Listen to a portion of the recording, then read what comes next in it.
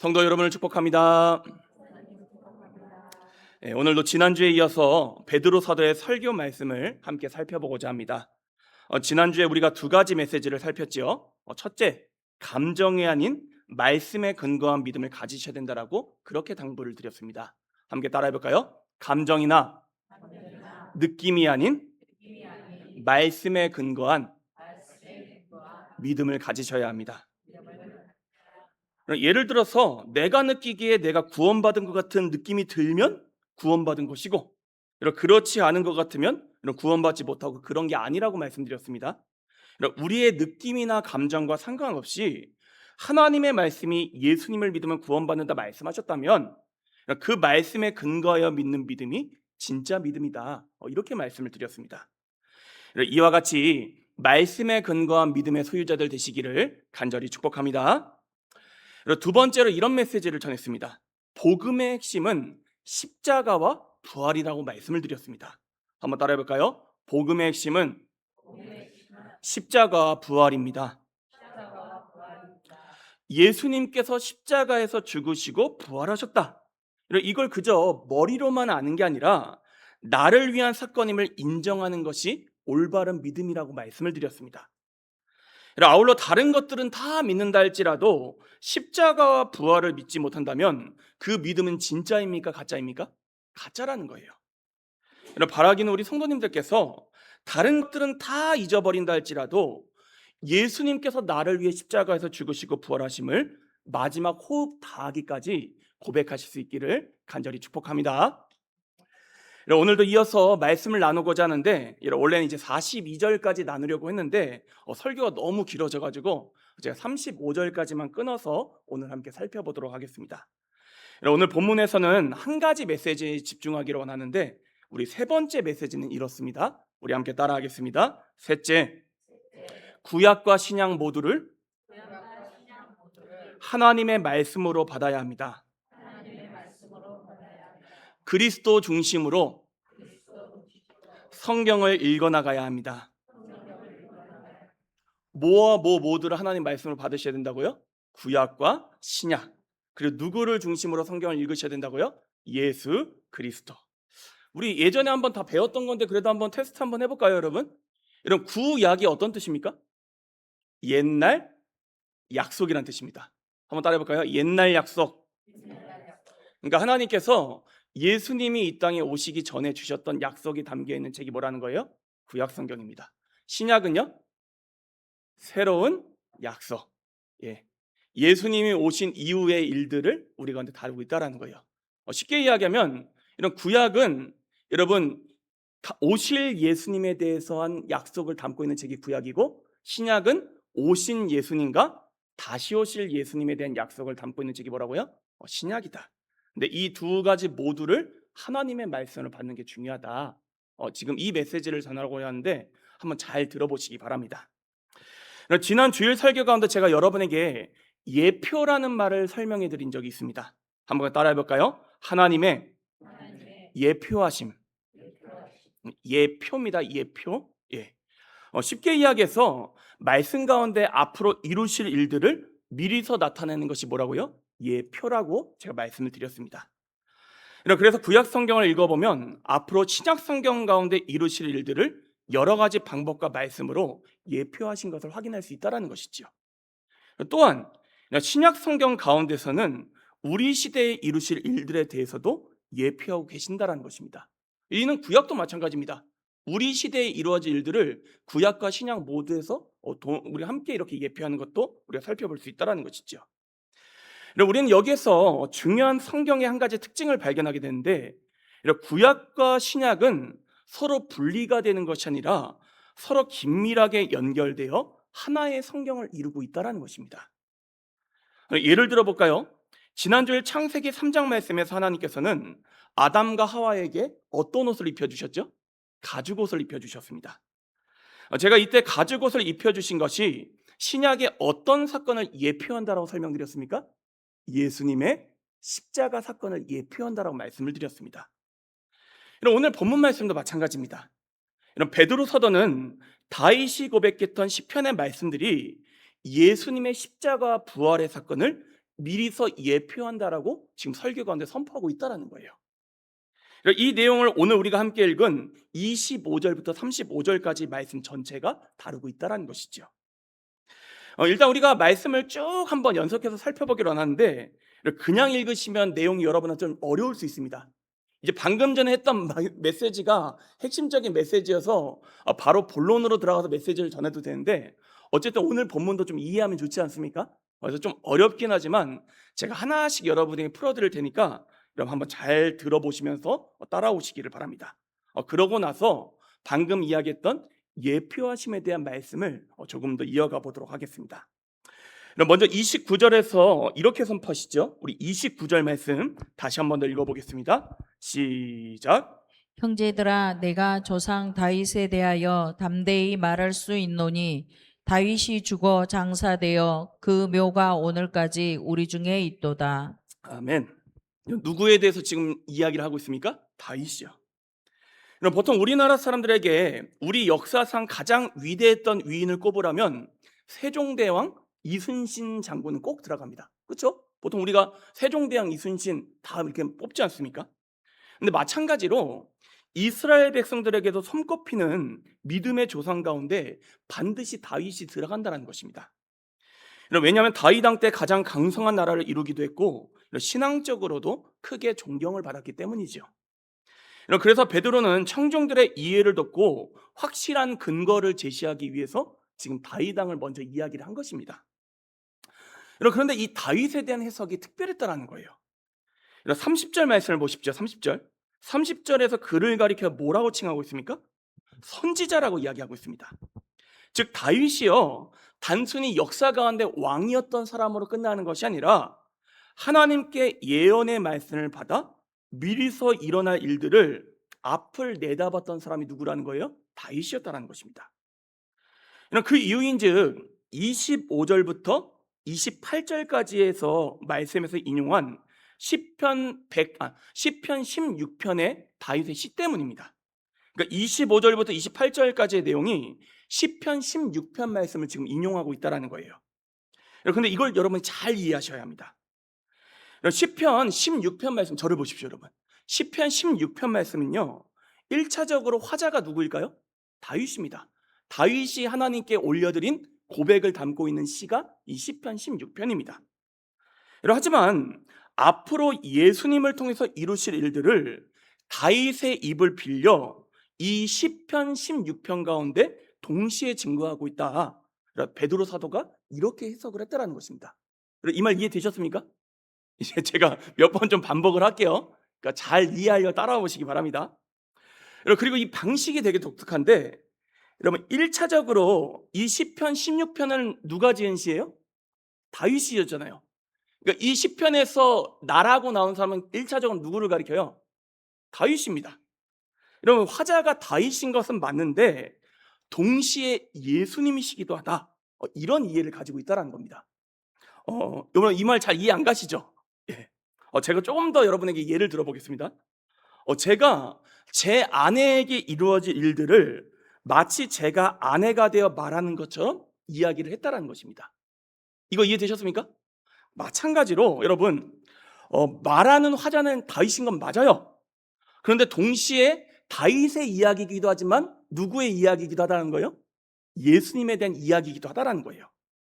그래서 다윗이 이야기하는 건 맞지만 마치 예수님께서 화자가 되어서 이 일들을 말씀하시는 것처럼 다윗이 대신하여서 이야기를 했다는 것입니다. 이 말 이해되셨어요, 여러분? 그러니까 예수님의 이야기를 누가 대신 이야기했다는 거예요? 다윗이 이야기했다는 거예요. 그러니까 여러분 이제 시편 16편 말씀 여기서 보면은 내가 항상 내 앞에 계신 주를 배웠으며 할 때 내가가 다윗을 가리키기도 하지만 동시에 누구를 가리킨다는 거예요? 예수님을 가리키기도 한다는 거예요. 이거 이해되셨습니까? 네, 이해되셨어요, 여러분? 다시 한 번 더 설명해 드릴게요. 이걸 좀 이해하셔야 돼요. 그러니까 다윗이 쓴 시편은 맞아요. 근데 성령님께서 역사하셔서 다윗에게 영감을 부어주셨어요. 그래서 다윗이 자기 입술로 고백을 한 이야기이긴 하지만 동시에 이 이야기가 누구의 이야기가 되도록까지도 하나님께서 인도하셨다는 거예요? 예수님에 대한 이야기로 되도록까지 인도하셨다는 것입니다. 이해되셨죠, 여러분? 지금 한 5-6번 반복해서 설명한 것 같아요. 자, 이제 한번 이제 말씀을 보겠습니다. 이렇게 본다면요. 25절 말씀 다시 한번 읽어볼게요. 25절 시작. 다윗이 그를 가리켜 이르되 내가 항상 내 앞에 계신 줄을 배웠으며 나로 요동하지 않게 하기 위하여 그가 내 우편에 계시도다. 아멘. 내가 항상 내 앞에 계신 주를 배웠으며라고 했는데 여기서 내가는 누구를 가리키겠습니까? 다윗을 가리키기도 하지만 방금 설명대로 하면 누구예요? 예수님이 직접 하시는 말씀과도 같다라는 거예요. 이해되셨습니까? 그러면 내 앞에 계신 주는 누구를 가리키겠습니까? 하나님 아버지를 가리킨다는 거예요. 그러니까 지금 예수님이 누구를 바라보고 계신다는 거예요? 하나님을 바라보고 계신다. 이걸 다윗이 예언적으로 미리 시편 16편 가운데서 지금 성령의 영감을 받아 선포하고 있다는 거예요. 자기의 이야기이기도 하지만 동시에 예수님의 이야기이기도 하다. 누가 이렇게 인도하셨다고요? 성령님이. 예. 우리 27절이 특별히 중요한데요. 우리 27절 말씀도 다시 한번 읽어볼까요? 시작. 이는 내 영혼을 음부에 버리지 아니하시며 주의 거룩한 자로 썩임을 당하지 않게 하실 것이미로다. 아멘. 이런 27절에서 내 영혼이라 하셨는데 이 내 영혼은 누구의 영혼을 가리키겠습니까? 예수님의 영혼을 가리키기도 합니다. 또 주의 거룩한 자라 할 때에 이런 주는 누구를 가리킬까요? 하나님 아버지를 가리킵니다. 그러면 여러분 지금 헷갈리실 거예요. 주의 거룩한 자는 누구를 가리켜요? 예수님을 가리킵니다. 주는 하나님 아버지, 거룩한 자는 누구예요? 예수님. 그러니까 하나님 아버지의 거룩한 자가 누구라는 거예요? 예수님이시다. 지금 이렇게 지금 표현하고 계신 겁니다. 그러니 정리해 보면요, 이 말씀은 어떤 뜻이냐? 하나님 아버지께서 예수님을 썩음을 당하지 않게 하실 것이다. 그러니까 음부에 버리지 않아 하실 것이다. 이 말씀 무슨 뜻이에요? 즉 죽음 이후에 부활로 인도해 주실 것이다. 이 사실을 마치 예수님 자신이 말씀하시는 것처럼 그 옛날 다윗의 입을 빌려 미리서 선포하셨다는 것입니다. 이해되셨습니까, 여러분? 그러니까 이스라엘 백성들은요, 구약에 대한 전이해가 분명했기 때문에 베드로의 설교를 듣고 무슨 말인지 단번에 알아들었어요. 근데 우리는 이런 이해가 부족하잖아요. 그렇기 때문에 지금 우리가 어려운 건데, 여하튼 간에 정리를 해보면요, 다윗이 예수님의 십자가 부활을 미리서부터 예언했다. 지금 이게 사도 베드로가 하고 싶은 이야기입니다. 이해되셨습니까? 그리고 이러한 우리가 나눴던 사도 베드로의 해석이 30절부터 33절까지의 내용이 담겨 있는 것입니다. 이 부분도 우리 함께 차근히 한번 살펴볼게요. 우리 30절 말씀 보시면 먼저 이렇게 이야기하죠. 그는 선지자라. 여기서 그는 누구를 가리킬까요? 다윗을 가리킵니다. 이제 헷갈리기 시작하셨어요. 자, 그리고 뭐라고 말씀하시죠? 하나님이 이미 맹세하사 그 자손 중에서 한 사람을 그 위에 앉게 하리라 하심을 알고, 여기서 그 자손 중에서 하면 누구의 자손이에요? 다윗의 자손 중에서 한 사람을 다윗 위에 앉게 하시리라 말씀하셨습니다. 그럼 여기서 한 사람은 누구를 가리킬까요? 예수님을 가리킵니다. 다시 한 번 더 설명드리면 다윗의 후손 가운데 다윗보다 높으신 분이 태어날 것이라는 뜻인데 그분이 누구시라고요? 예수님이시라는 거예요. 그리고 다윗은 이 사실을 미리서 내다보고 예언했다는 것입니다. 그래서 31절 초반부에서 이렇게 선포하죠. 미리서 어떻게 해요? 본고로 이렇게 이야기하고 있습니다. 또 이어서 이렇게 선포합니다. 그리스도의 부활을 말하되 그가 음부에 버림이 되지 않고 그의 육신이 썩음을 당하지 아니하시리라 하더니, 이 말씀이 앞서 우리가 이야기했던 27절 말씀에 소개하고 있는 다윗의 시편 16편 말씀에 이미 담겨 있다는 뜻입니다. 그리고 마지막으로 32절과 33절에서 결정적으로 이렇게 선포하죠. 이 예수를 하나님이 살리신지라 우리가 다 이 일의 증인이로다. 한마디로 이야기해서 다윗이 시편 16편에서 그렇게 미리서 예언하고 외쳤던 그분이 바로 누구시라는 거예요? 예수님이시라는 것입니다. 그리고 이제 우리 말씀 조금 더 살펴볼게요, 여러분. 오늘 좀 어려운데 원래 강의 스타일을 제대로 하면 이렇게 한 절 한 절씩 다 풀어가야 돼요, 여러분. 근데 제가 이렇게 안 하는 게 이러면 되게 머리가 아파요, 여러분. 예. 그런데 오늘 말씀은 여러분이 설명을 한 번이라도 들어보셔야지 나중에 성경을 여러분이 직접 읽으실 때 도움이 될 것 같아서 제가 좀 자세하게 풀어드립니다. 그리고 33절에서 이렇게 말씀하시죠. 하나님이 오른손으로 예수를 높이심에, 이렇게 되어 있습니다. 이 말씀을 풀어보자면요, 여러분 저를 보십시오. 이제 원래 예수님께서는 사람의 몸을 입기 전에 하나님 보좌 우편에 앉아 계신 성자 하나님이셨습니다. 이 말 다 이해되시죠? 예. 예수님이 사람의 몸을 입기 전에 상태가 있으셨을 거 아니에요. 그때 하나님 보좌 우편에 앉아 계셨다 하는데 그만큼 영화로우시고 하나님과 동등하신 분이었다. 이런 뜻으로 여러분이 해석하시면 되겠습니다. 실제로 의자에 앉아 계신지 비유적인 표현인지 우리가 정확하게 알지는 못합니다. 근데 여하튼 간에 예수님도 누구시라는 거예요? 하나님이시다. 그 이야기를 하는 거예요. 그런데 그런 예수님께서 우리를 구원하시기 위해서 스스로를 낮춰 이 땅에 오셨고 십자가에 달려 죽으셨습니다. 하지만 하나님 아버지께서 예수님을 다시 살리시어 승천하시어 원래 계시던 하나님 보좌 우편에 다시 앉게 하셨다는 거예요. 그리고 그 예수님께서 이 땅에서 제자들과 함께 하실 때 요한복음 14장과 16절 말씀 보면 누구를 보내주시겠다 약속하셨습니까? 성령 하나님.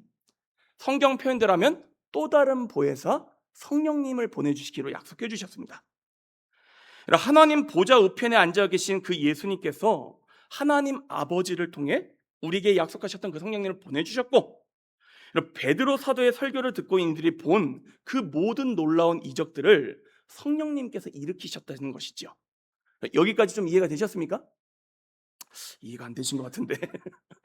그리고 34절과 35절에서 베드로 사도는 다시 한 번 더 다윗의 시 한 편을 더 인용을 하고 있습니다. 이건 어디에 적혔냐면 시편 110편 1절 말씀을 지금 인용하고 있는 거예요. 우리 한번 말씀을 다시 읽어볼까요? 34절하고 35절입니다. 시작. 다윗은 하늘에 올라가지 못하였으나 친히 말하여 이르되 주께서 내 주에게 말씀하시기를 내가 내 원수로 내 발등상이 되게 하기까지 너는 내 우편에 앉아 있으라 하셨도다 하였으니. 아멘. 제가 이 말씀도 한번 좀 풀어드리겠습니다. 잘 들어보십시오. 먼저 이렇게 말씀하셨죠.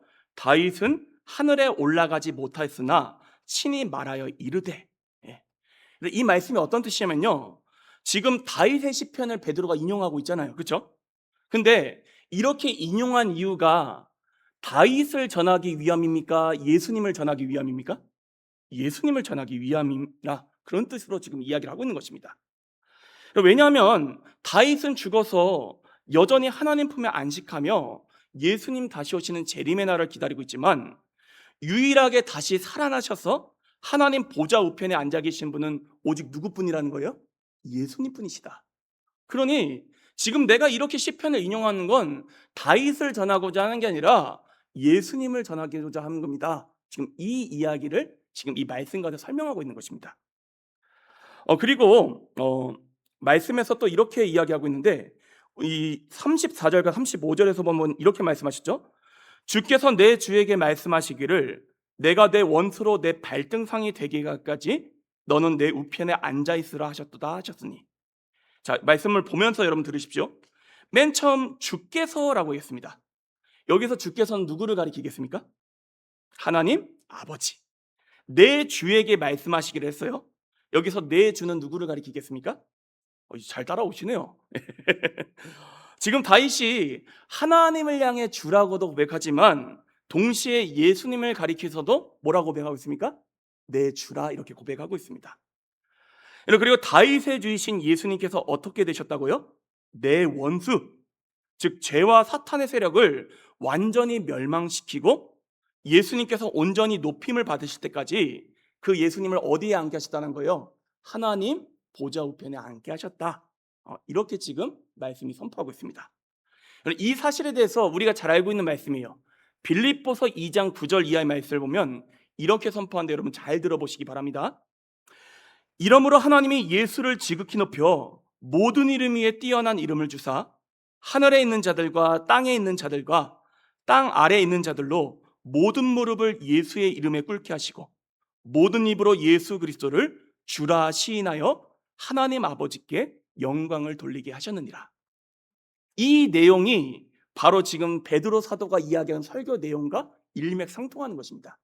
그래서 나중에 제가 한번 이 부분은 여러분에게 또 자세하게 한번 또 설명을 드릴게요.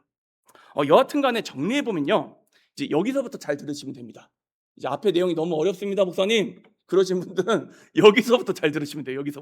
여기서부터는 쉽습니다. 이제 정리해 보면요, 베드로 사도가 앞서 25절부터 28절까지 인용한 시편 16편 말씀은 예수님께서 하나님 아버지께 고백하는 내용을 다윗의 입을 빌어서 예언하신 것이고, 그러니까 화자가 누구라는 거예요?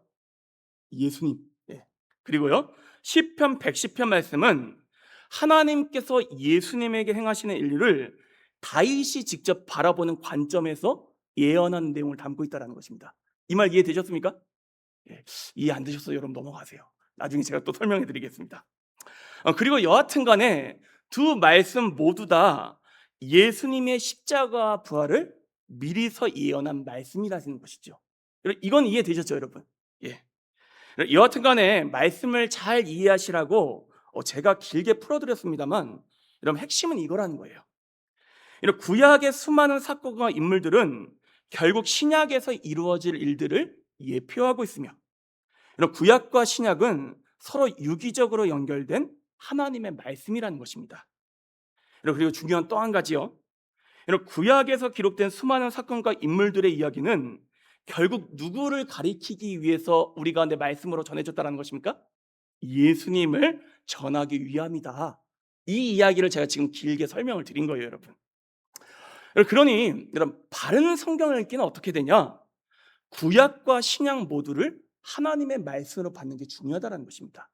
다시 한번 따라해볼까요? 구약과 신약 모두를 하나님의 말씀으로 받아야 합니다. 여러분, 보통 여러분 성경 읽으면 구약이 읽기 편합니까? 신약이 읽기 편합니까? 저만 하더라도 신약이 훨씬 읽기 편합니다. 그래서 제가 그러면 안 되는데, 지금까지 이제 성경을 읽으면서 신약을 거의 구약의 2배 이상 읽었던 것 같아요. 왜냐하면 일단 읽기가 편하잖아요. 구약은 내용이 일단 어렵고요. 뭐 예언서 이런 데 넘어가면 되게 어렵습니다. 그런데 내가 듣기에 좋은 말씀, 편한 말씀만 하나님의 말씀으로 받으면 됩니까? 안 됩니까? 안 된다는 거예요.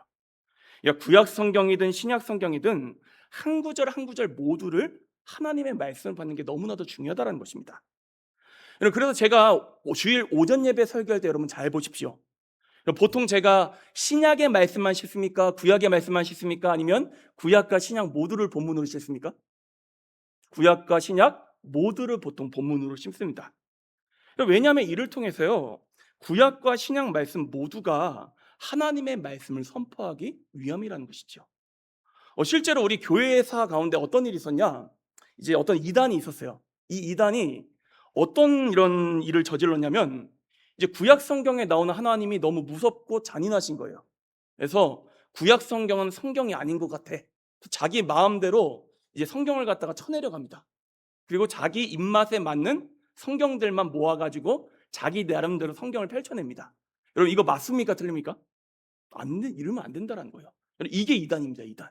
그러니까 모든 말씀을 하나님의 말씀으로 받는 자세가 너무나도 중요하다는 거예요. 왜냐? 오늘도 보십시오. 여러분, 다윗의 이야기가 그저 이스라엘 역사 이야기나 다윗 한 사람의 이야기가 아니라 누구에게까지 이어진다는 거예요? 예수님에게까지 이어진다는 겁니다. 그러니까 우리가 구약 성경을 함부로 우리가 내팽개칠 수가 없다는 거예요. 이제 여러분하고 제가 이제 나중에 뭐 성막이라든지 율법에 대한 내용이라든지 이런 것들도 우리 함께 살펴볼 거예요. 여러분, 근데 참 신기한 게요, 성막이든 뭐 율법에 대한 거든 이 모든 게 누구로 이어질까요? 예수님으로 이어진다는 거예요. 그래서 여러분이 구약 성경을 배우는 게 되게 중요합니다. 이 부분은 우리 성도님들께서 잘 모르시는 영역일 수 있겠는데, 오늘날 현대 신학으로 넘어오면 넘어올수록 어떤 특징이 있냐면요, 예컨대 구약 성경을 구약 성경 자체로만 놓고 보려는 그런 경향이 있습니다. 신약 성경도 마찬가지입니다. 예컨대 로마서 말씀이다 하면 여러분, 다른 신약 성경과 구약 성경과 함께 살펴야 되는데, 그게 아니라 로마서 자체만 놓고 학문적으로 이해하려는 게 오늘날 현대 신학의 동향입니다. 근데 여러분 이러한 태도가 맞습니까? 틀립니까? 틀리다라는 거예요. 왜냐면요, 교회와 신앙에 있어서 아무런 유익이 되지 않기 때문입니다. 앞서 이야기한 대로 모든 말씀은 하나님의 말씀이며 하나님께서는 각각 말씀을 따로 주신 것이 아니라 서로 연결되어서 하나의 메시지를 이루도록 우리가 허락하셨기 때문이라는 거예요. 제가 이제 신학교 시절 공부하면서 그런 심한 경우도 있었습니다. 신학자들끼리 모여서 토론을 하는 거예요. 그래서 어떤 말씀은 하나님의 말씀에 가깝다라고 판결을 내리고 또 어떤 말씀은 후대에 만들어진 이야기다, 이렇게 성경을 난도질했던 신학자들의 모임도 있었습니다. 여러분, 이렇게 될 때 과연 하나님의 말씀의 권위가 서겠냐라는 거예요. 그리고 우리의 신앙에 어떤 유익이 있겠냐라는 것입니다. 그러니 저는 성도님들께 다시 한 번 더 당부를 드립니다.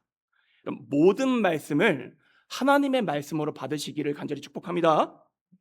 신구약 성경 66권 모두를 하나님의 말씀으로 받으시고 내가 듣기 좋은 말씀, 편한 말씀만 편식하지 마시고 어렵고 난해하고 받아들이기 힘든 말씀이라 할지라도 아멘으로 순종하며 나아가는 우리 모두가 될 수 있기를 간절히 축복합니다.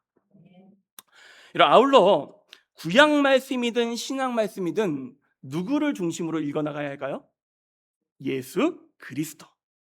오늘 베드로 사도가 아주 좋은 예를 우리 가운데 보여주고 있는 것입니다. 요한복음 20장 30절하고 31절 말씀을 보면 우리 가운데 이렇게 증거하고 있습니다. 잘 들어보시기 바랍니다.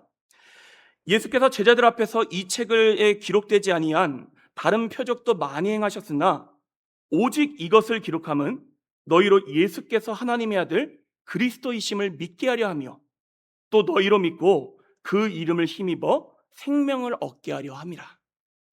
성경을 기록하신 목적이 뭐라고요? 예수님께서 하나님의 아들 그리스도이심을 믿고 그 이름을 힘입어 생명을 얻게 하시기 위해서 이 성경을 기록하셨다는 것입니다. 그러니 이 말씀대로 하면 성경은 누구를 중심으로 읽어야 돼요? 성경 읽기를 통해서 누구를 발견하셔야 돼요? 예수님을 발견하셔야 합니다. 보통 이 요한복음 20장 말씀을 인용하면 그렇게 이야기하는 사람들이 있어요. 예수님의 지금 이 말씀은 요한복음에만 국한되는 얘기다. 그러니까 함부로 인용하지 말라라는 거예요. 그런데 여러분 그렇지 않다라는 거예요. 다른 성경 구절을 보면 우리에게 똑같은 메시지를 전하고 있습니다. 제가 요한복음 5장 39절 말씀을 여러분에게 읽어드리겠습니다. 잘 들어보시기 바랍니다. 너희가 성경에서 영생을 얻는 줄 생각하고 성경을 연구하거니와 이 성경이 곧 내게 대하여 증언하는 것이니라. 이 성경이 곧 내게 대하여 증언한다고 했는데 여기서 나는 누구를 가리킬까요? 예수님을 가리킵니다. 그럼 예수님께서 여기서 말씀하신 성경은 구약을 가리키겠습니까? 신약을 가리키겠습니까? 다시요. 이렇게 말씀하셨어요. 너희가 성경에서 영생을 얻는 줄 생각하고 성경을 연구하거니와 이 성경이 곧 내게 대하여 증언하는 것이니라. 이렇게 예수님 말씀하셨어요. 그러면 예수님 당시잖아요, 그렇죠? 이 당시에 말씀하신 성경이 구약을 가리킵니까? 신약을 가리킵니까? 구약을 가리킵니다, 여러분. 이 당시 신약 성경이 있었습니까? 없었습니까? 아직 만들어지기 전입니다, 여러분. 그러니까 예수님 지금 요한복음 5장 39절에서 이야기하는 성경은 뭘 가리킨다고요? 구약을 가리킵니다. 그런데 그 구약 성경이 누구에 대해서 증언하고 있다고요? 예수님에 대해서 증언하고 있다는 것입니다. 그러니까 요한복음 20장 31절 말씀이 요한복음에만 국한된 말씀이다, 이렇게 이야기할 수 없다는 거예요. 그래서 누가복음 24장 44절을 보면 부활하신 예수님께서 제자들에게 이렇게 말씀하십니다. 잘 들어보시기 바랍니다. 또 이르시되 내가 너희와 함께 있을 때 너희에게 말한 바 곧 모세의 율법과 선지자의 글과 시편에 나를 가리켜 기록된 모든 것이 이루어져야 하리라 한 말이 이것이니라. 모세의 율법, 선지자의 글, 시편에 누가 예언되어 있다는 거예요? 예수님이 예언되어 있다는 것입니다. 그래서 오늘 베드로 사도가 시편 16편, 시편 110편이 그 누구를 가리키고 있다라고 선포한 거예요? 예수님을 가리키고 있다, 이렇게 선포했다는 것입니다. 한번 여러분 잘 생각해 보십시오. 오늘날에도 유대인들이 구약 성경을 얼마나 열심히 읽고 암송하고 있습니까? 이제 성지순례를 가보신 분들 알 거예요. 통곡의 벽이라는 데 가면요, 지금도 그 자리에 매일같이 모여가지고 구약 성경을 갖다가 얼마나 열심히 읽고 암송하고 있는지를 모릅니다. 그런데 문제는 무엇이냐? 이들은요, 예수님을 중심으로 성경을 읽지 않는다라는 거예요. 그러다 보니 예수님을 믿는 믿음에 도달하지는 못하고, 그렇게 되면 당연히 구원 받을 수 있습니까? 없습니까? 없다라는 거예요. 그렇다면 그렇게 열심히 읽는 성경 읽기가 무슨 소용이 있냐라는 것입니다. 신약도 마찬가지입니다. 신약. 구약학으로 신약학으로 성경을 정말 깊이 있게 파고 들어갔습니다. 학적으로 인정받고 상도 받았습니다. 그런데 그 신학 가운데 예수님이 계시질 않습니다. 그 신학을 통해 예수님을 믿는 역사가 일어나질 않습니다. 그저 학문의 영역에만 차갑게 머물러 있습니다. 교회를 세우지도 못합니다. 그러면 그 신학이 무슨 의미가 있겠냐라는 것입니다. 그러므로 저는 성도님들께 다시 한 번 더 권면을 드립니다. 모든 말씀을 하나님의 말씀으로 받으시되 예수님을 중심으로, 다시 말해 예수님을 발견하고 믿기 위해 성경을 읽어나가시기를 간절히 소망합니다. 우리 지금 열심히 성경 구역마다 읽고 계시잖아요. 근데 성경을 읽으면서 누구를 갖다 생각하셔야 된다고요? 예수님. 예수님에 대한 믿음이 늘 우리가 성경 읽기를 통해서 굳건해 줄 수 있어야 된다는 거예요. 그래서 저는 가능하면 여러분에게 말씀을 전할 때 앞으로 구약 성경에 나오고 있는 하나님의 예표하심, 특히 예수님에 대해서 어떻게 증거하고 있는지, 우리가 믿어야 될 복음의 핵심적인 내용이 무엇인지를 설교 가운데 최대한 녹여서 전하고자 합니다. 그래서 이번 주 주일 설교도 창세기 3장 말씀 가운데 나오는 예수님의 예표하심, 그 내용을 다시 한 번 더 여러분에게 또 설명을 드릴 거예요. 그러니까 여러분 잘 읽으시면서 같은 마음으로 말씀을 들으시고 성경을 읽으시어 한 분도 빠짐없이 예수님에 향한 굳건한 믿음을 가지시고 구원받은 하나님의 자녀로 든든히 서가시기를 간절히 축복합니다. 말씀을 정리하겠습니다. 사랑하는 형제자매 여러분, 신구약 성경 단 한 절도 빠짐없이 66권 모두를, 이런 개역 개정판을 기준으로 하면요, 성경이 총 몇 절로 되어 있는지 알고 계십니까? 31,102절 이렇게 되어 있습니다. 상당히 많죠? 이 모두를요, 여러분 편식하지 마시고 듣기 좋은 말씀이든 불편한 말씀이든 모든 말씀을 하나님의 말씀으로 받으시고, 무엇보다 말씀 가운데 누구를 발견하셔야 된다고요? 예수님을 발견하신다. 예수님을 믿기 위해 최선을 다할 수 있는 저와 여러분 모두가 될 수 있기를 간절히 축복합니다. 우리 함께 기도하도록 하겠습니다.